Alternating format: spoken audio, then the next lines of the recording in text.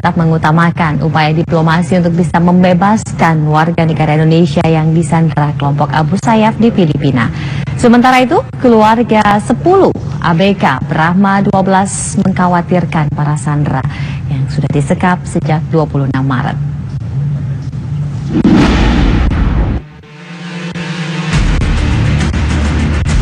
Militan Abu Sayyaf meminta tebusan uang senilai 15 miliar rupiah kepada Indonesia untuk pembebasan 10 WNI yang ditawan di Filipina.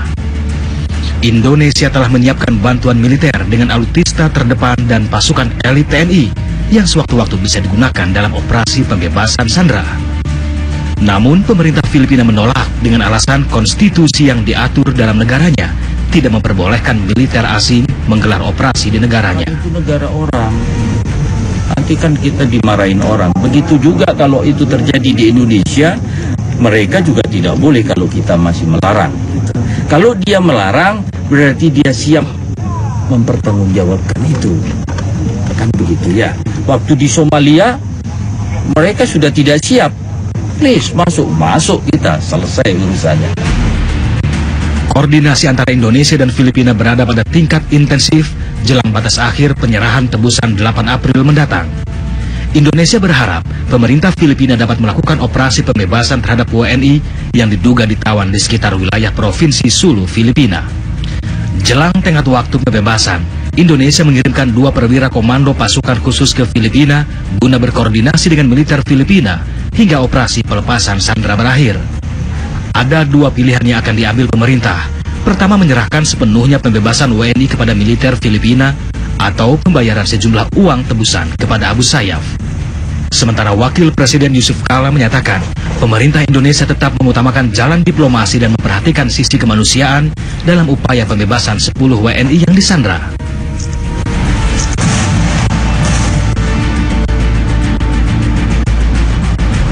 Iya, pemerintah tentu berpegang kepada prinsip-prinsip untuk tidak ditekan atau diam-diam seperti itu. Tapi pemerintah juga mendahulukan negosiasi-negosiasi secara kemanusiaan. Jadi saya yakin ini orang kita sudah bekerja dengan baik. Kita tunggu saja sih. Masyarakat berharap pemerintah dapat mengambil langkah tepat dalam kasus penyanderaan yang dilakukan militan Abu Sayyaf.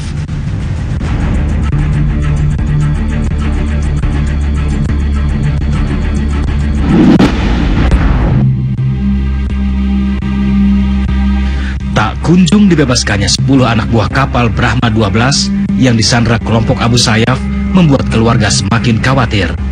Kesedihan terpancar dari raut wajah Ibunda Wendy Rakadian, salah satu ABK yang disandra kelompok Abu Sayyaf sejak 26 Maret 2016 lalu.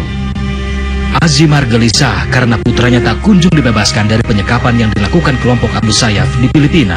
Padahal tinggal 1 hari lagi batas waktu yang ditetapkan untuk pembayaran tebusan para ABK kapal Brahma 12 itu. Azimar berharap Wendy dan 10 rekannya bisa segera diselamatkan dengan bantuan dari pemerintah.